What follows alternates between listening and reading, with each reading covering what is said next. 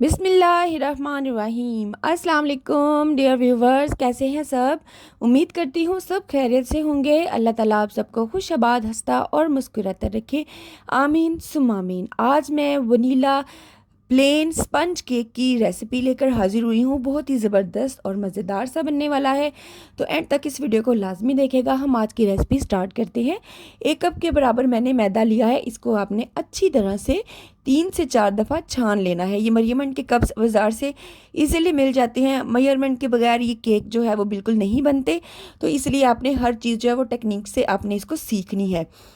1 cup के बराबर ही आपने शुगर लेनी है। शुगर को भी आपने अच्छी तरह से वो ग्राइंड कर लेना है। इसे आइसिंग शुगर बन जाती है, घर पे ही रेडी हो जाती है। और 1/3 के बराबर दूध लेना है।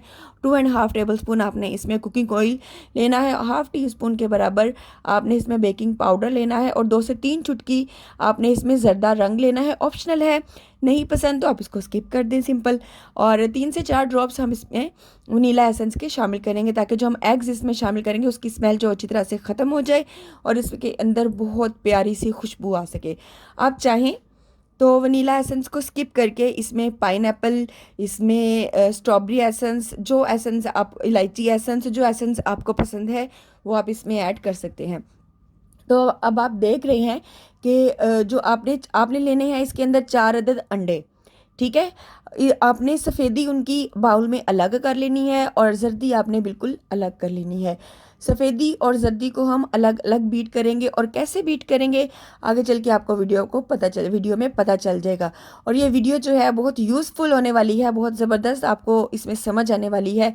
इतनी टेक्निक्स मैं आपको बताऊँगी तो आपको बहुत अच्छी तरह से समझ आ जाएगी कि sponge cake, plain sponge cake हम कैसे रेडी कर सकते हैं।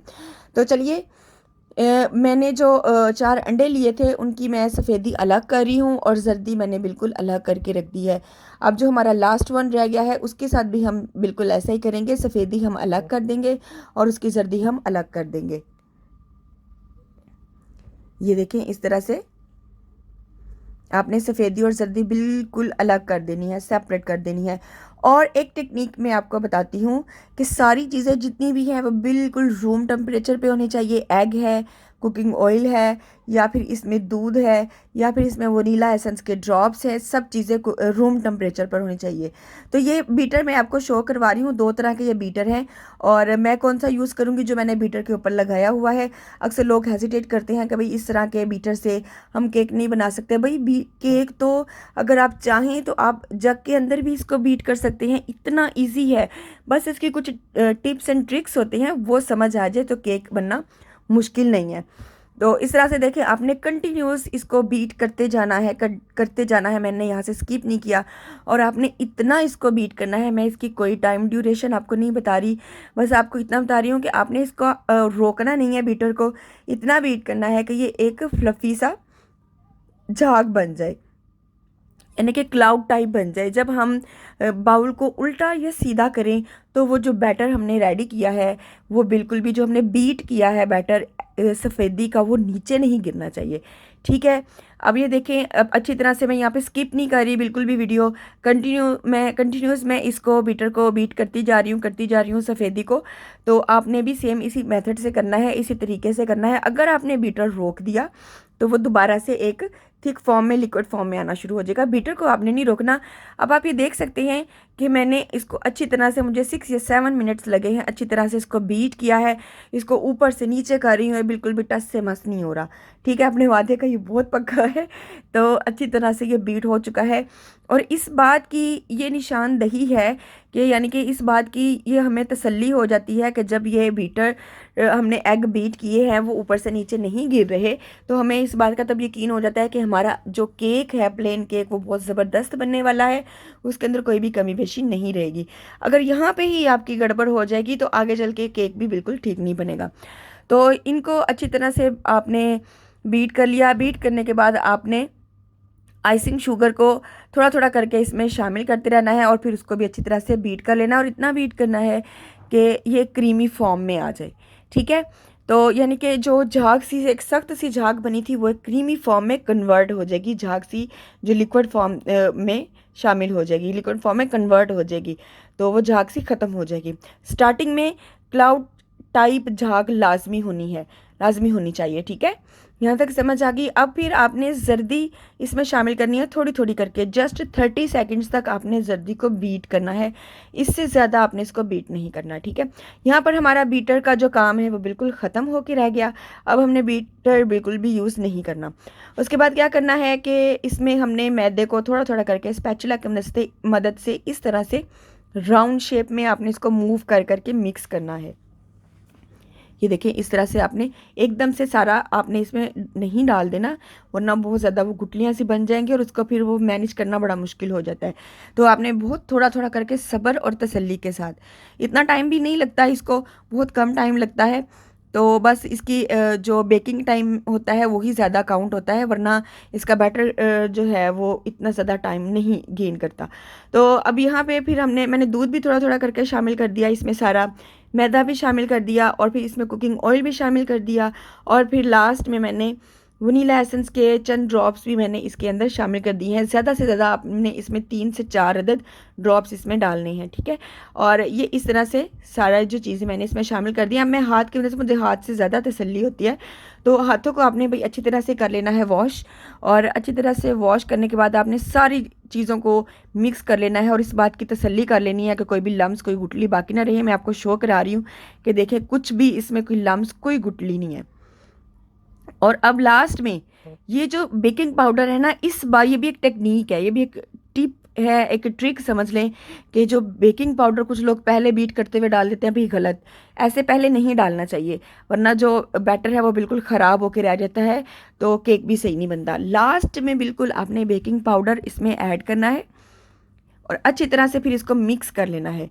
और बेकिंग पाउडर ऐड करने के बाद ज़्यादा से ज़्यादा आप इसको 5 मिनट तक अवन या पतीले से बाहर स्टे करके रख सकते हैं। इससे ज़्यादा आप इसको स्टे नहीं कर सकते। जैसे आप 5 मिनट हुए तो फ़ौरन इसको बेकिंग करने के लिए आप इसको रेडी कर सकते हैं। बेकिंग के अवन के अंदर या पतीले के अंदर फ़ौरन आप इसको रख दें। तो ये देखिए, मैंने ट्रे आपने देखी होगी कि मैं इतना यूज़ कर चुकी हूँ, इतने मैं केक बना चुकी हूँ कि केक का ये हशर हो गया। तो मैंने उसके मेजरमेंट के मुताबिक, उसके साइज़ के मुताबिक मैंने बेकिंग पेपर को कट किया है, ट्रे के ऊपर मैंने ऑयल स्प्रेड किया है। तो इस तरह से फिर मैंने अंदर बेकिंग पेपर लगा दिया है ताकि जो बेकिंग पेपर है वो अच्छी तरह से चिपक जाए। और ये बैटर रेडी करने से 15 मिनट पहले आपने अवन या पतीले को प्री हीट होने के लिए रख देना है 180 डिग्री पर, और 30 मिनट्स के लिए आपने इसको बीट करना है। और अगर आप 230 पे कर रहे हैं, दोनों साइड्स पे आप इसको कर रहे हैं, तो आपके जस्ट 10 मिनट्स लगेंगे अवन के अंदर।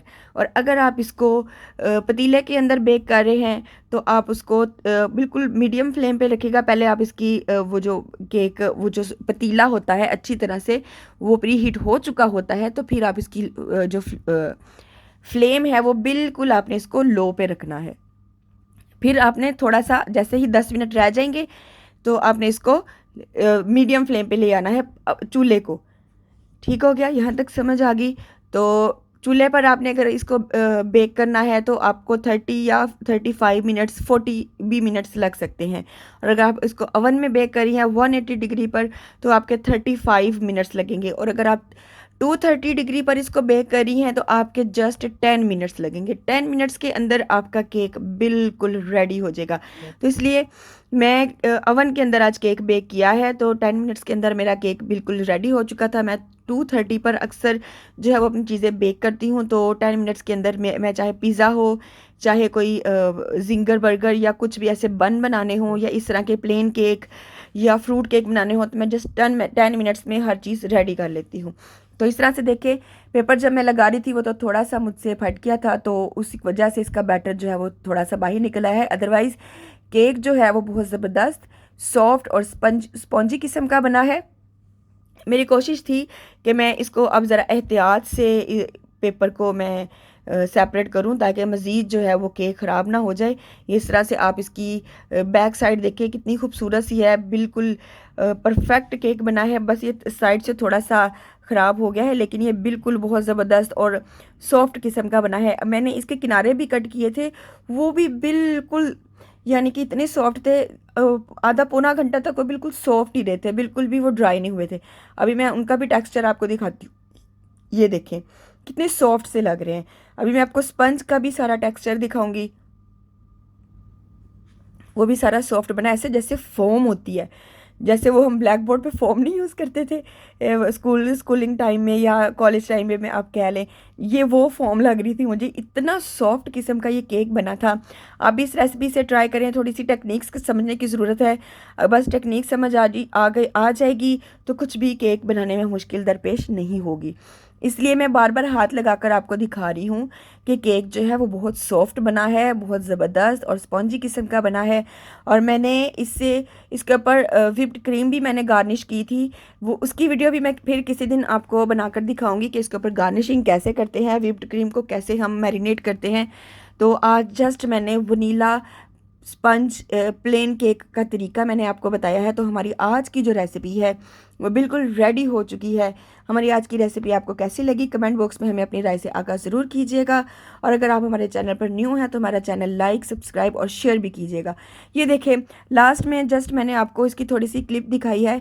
इस तरह से मैंने इसको केक में कन्वर्ट कर दिया था, यानी कि क्रीमी केक में मैंने इसको कन्वर्ट कर दिया था। इसके ऊपर मैंने इस तरह से गार्निशिंग कर ली थी व्हिप्ड क्रीम की मदद से, और इस तरह से मैंने इसकी डेकोरेशन की है। उम्मीद है कि हमारी आज की रेसिपी आपको बहुत पसंद आई होगी।